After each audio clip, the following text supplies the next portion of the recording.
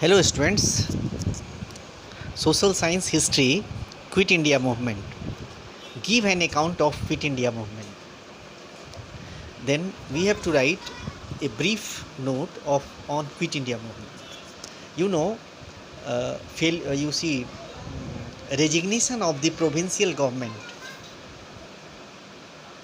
failure of the Cripps mission, terror in Bengal, East Bengal, and the apprehension of the Indians regarding Japanese attack.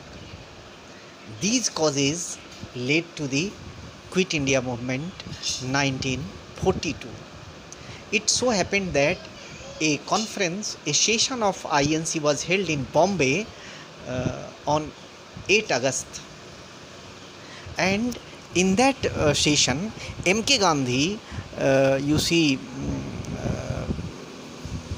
took the resolution for Quit India movement. He coined the slogan Karo ya Maro, do or die. And as this proposal of Quit India movement was passed, as soon as the proposal passed, the British government declared, started the arrestation of all national level leaders. MK Gandhi was arrested, Jawaharlal Nehru, Sardar Vallabhbhai Patel, and other leaders were arrested. In the meantime, the slogan Karo ya Maro, do or die, was announced, and the movement started, but there was no leader in the country, all were in jail to lead the movement. So the common people became leaderless. They started attack on government institutions, on government officers, and this way the movement assumed a violent character. Railway stations were attacked, railway lines were damaged, post offices were attacked, police stations were attacked, and this way British bureaucrats were attacked. Then in this way there was violence in the country. The movement became violent. In Gopur, Kanaklata, a 14-year-old girl, trying to hoist the national flag on police station, she was shot dead. And in Bihar secretariat, on the secretariat, the people were trying to hoist tricolor, but the British started firing, and in that effort to hoist the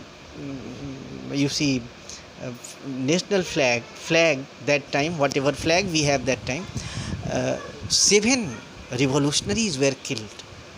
Then this way there was violence everywhere, and the government wanted to suppress this movement with iron hand. What did the government do? The people were made to lie down on the road, and horses were run on them.